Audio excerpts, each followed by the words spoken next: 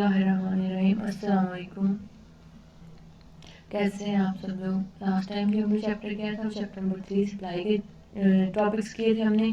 Next time अब move कर रहे हैं चैप्टर नंबर 4 पे। ये मार्केट है। आप लोगों के प्रीवियस कॉन्सेप्ट्स क्लियर होना इसके लिए बहुत ज़रूरी है, क्योंकि जो मार्केट का चैप्टर है ये कोरिलेट कर रहा है आपके डिमांड और सप्लाई के चैप्टर्स के साथ। तो यहाँ पे मूव करें मार्केट में। Market is a place where buyers and sellers contact in order to purchase and sale of goods and services. Market एक ऐसी जगह है जहाँ पे बायर्स और सेलर्स आपस में एक दूसरे को कॉन्टैक्ट करते हैं सेल और परचेज के लिए। प्रोड्यूसर अपनी चीज़ें सेल करते हैं और कंज्यूमर्स वहाँ से परचेज करने के लिए जाते हैं। हम उर्दू ज़बान में से मंडी बोलते हैं तो हमारे माइंड में फ़ौरन से कंसेप्ट आता है जैसे हमारी सब्जी मंडी है तो वो स्पेसिफिक एरिया जो है वो मंडी है, मार्केट है।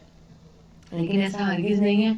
मार्केट एक ऐसी प्लेस है, वो पूरा कंट्री भी हो सकता है, पूरी दुनिया भी हो सकती है, पूरा शहर भी हो सकता है। मार्केट एक ऐसी जगह जहाँ पे चीज़ें यूनिफॉर्म प्राइसेस में आपको मिल रही हैं, ऑलमोस्ट सेम प्राइसेस में चीज़ें आपको मिल रही हैं वहाँ पे। और ऐसी जगह जो है वो मार्केट होती है, चाहे वो एक शहर हो। अब पहले तो ये होता था, पहले टाइम पीरियड्स में कि चीज़ें अब जाते थे लेके आते थे। अब तो ऑनलाइन शॉपिंग वगैरह भी आ गई है, तो जो इकोनॉमिकल उसमें आ गई है मार्केट में, वो इस तरह इकोनॉमिकल मार्केट में आ गई है कि अगर आप कोई चीज़ सेम प्राइस पे यहाँ बैठे भी परचेज कर सकते हैं। आपने अक्सर देखा होगा ऑनलाइन ड्रेसेस के आप लोग ऑर्डर करते हैं तो वो सेम प्राइस में आप खुद जाके भी परचेज कर सकते हैं और आपको उन्हीं प्राइसेस में आपको घर बैठे डिलीवरी भी दे देते हैं। तो इसका मतलब है कि वो सारा एरिया, वो ऑनलाइन जो आप जहाँ से भी मंगवा रहे हैं वो सारा एरिया उस मार्केट के अंदर इंक्लूड हो जाता है। तो यहाँ पे mention economical market free from geographical boundaries, not any particular market place. तो ये कोई प्लेस नहीं होती इसकी स्पेसिफिक, ये बाउंड्री से बिल्कुल फ्री होता है। मैंने आपको जैसे बताया कि अगर सेम प्राइसेस हो तो ये, लेकिन यहाँ पे ये बात याद रखना कि प्राइसेस में जो चीज़ें जो ट्रैवलिंग एक्सपेंसेस हैं वो उन्होंने इंक्लूड नहीं किया, लेकिन वो भी इंक्लूड करते हैं। लेट्स सपोज यहाँ से एक चीज़ आप लोगों को मिल रही है 10 रुपीज़ की, यहाँ से एक चीज़ आप लोगों को मिल रही है 10 रुपीज़ की। वही चीज़ आपको थोड़े डिस्टेंस से 12 की मिलेगी, जहाँ पे आपको 2 रुपये का पेट्रोल खर्च करके जाना पड़ेगा। लेकिन वो आपको उस जैसी चीज़ यहाँ से नहीं मिली तो आप 2 रुपये का पेट्रोल खर्च करना मुनासिब समझोगे और आगे चले जाओगे, तो वो मार्केट के अंदर इंक्लूड हो जाता है। उसमें यह था कि मार्केट है वो उसी चीज़ की, आपने सेम प्राइस पे किया लेकिन 2 रुपीज़ जो एक्स्ट्रा है वो आपके पेट्रोल एक्सपेंसिव हैं। आपको क्वालिटी चाहिए थी कुछ चेंजेस। तो ये है कि वेयर प्राइस इज यूनिफॉर्म, यहाँ पे मेंशन है where price is uniform and can be paid easily and quickly. अब देखें ऑनलाइन के थ्रू भी आप इजीली प्राइसेस पे कर सकते हैं, उसका कोई ऐसा इशू नहीं है, आसानी के साथ कर सकते हैं। तो मार्केट एक ऐसी जगह है जहाँ पे आप बहुत आसानी के साथ अपनी चीज़ें खरीद सकें और उनकी प्राइसेस पे कर सकें और उनकी प्राइसेस भी चेंज ना हो। उसमें नेक्स्ट आता है market equilibrium, where quantity demand is equal to quantity supplied. हम जहाँ पे मार्केट क्वांटिटी डिमांड और क्वांटिटी सप्लाई इक्वल होगी वो मार्केट इक्विलिब्रियम होगा, वहाँ पे मार्केट इक्विलिब्रियम पॉइंट पे होगी। कैसे दोनों सेम हो सकती हैं? जब हमने लास्ट टाइम जो लॉ ऑफ डिमांड रीड किया था उसका मैंने यहाँ पे एग्जांपल सेट किया। आप देखें, when price increases quantity demand increases, जब price price decreases quantity demand decreases.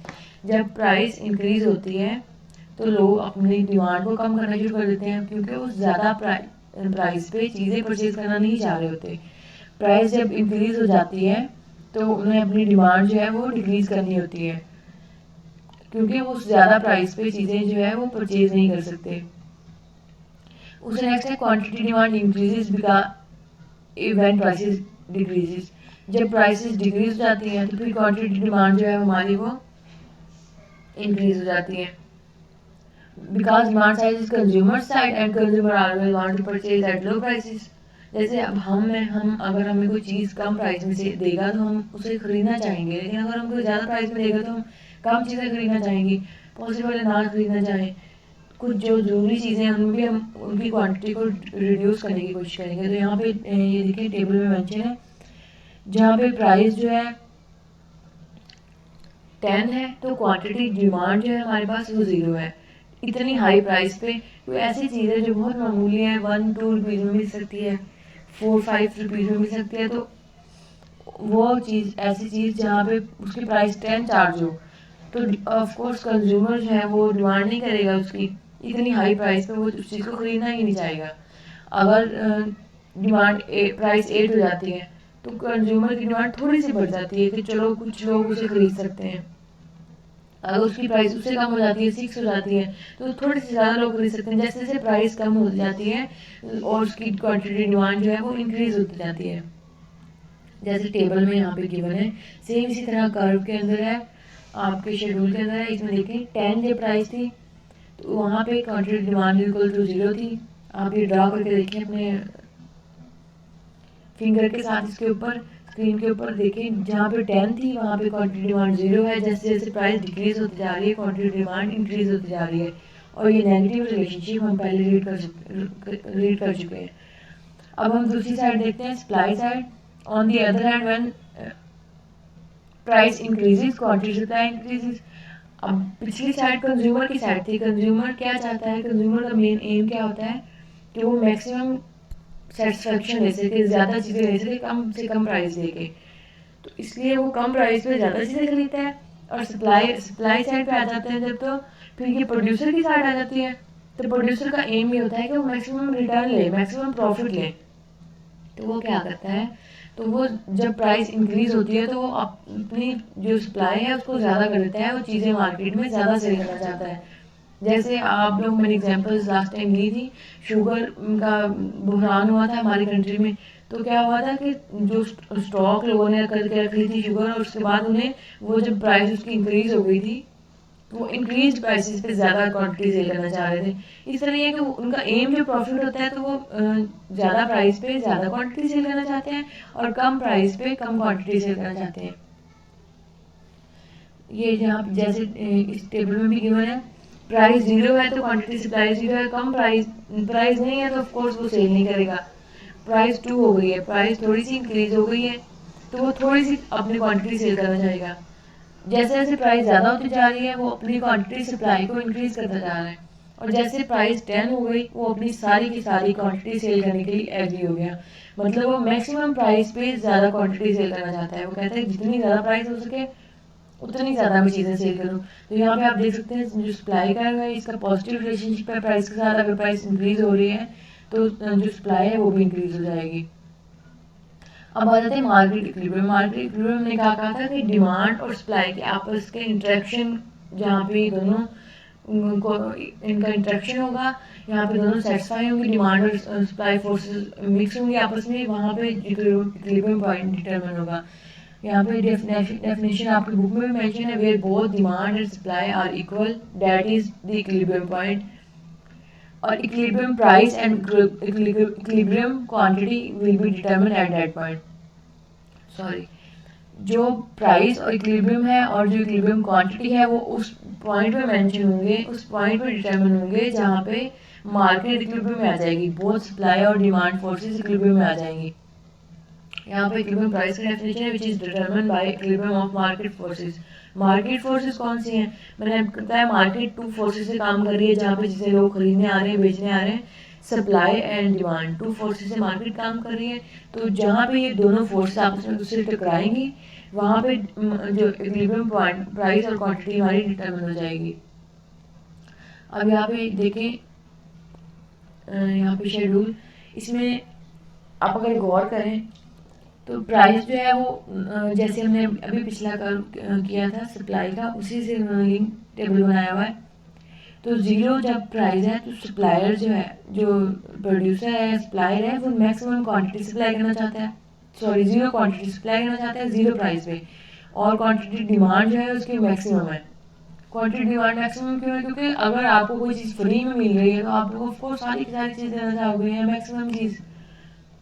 अब नेक्स्ट जब उसकी प्राइस थोड़ी सी इंक्रीज हो जाती है तो जो सप्लायर है वो थोड़ी सी क्वांटिटी देने के लिए एग्री हो गया है, थोड़ी सी क्वांटिटी सेल करने के लिए। जैसे प्राइस 2 पे वो 2 क्वांटिटी सेल करने के लिए एग्री हो गया है, और इस प्राइस पे, इस क्वांटिटी पे जो डिमांड है वो थोड़ी सी डिक्रीज हो गई है, लेकिन वो इस चीज प्राइस पे इतनी चीज़ें परचेज करना चाह रहा है, डिमांड उसकी इतनी है 2 प्राइस पे, क्योंकि प्राइस लो है तो उसकी इतनी डिमांड है कि वो 10 चीज़ें परचेज कर ले।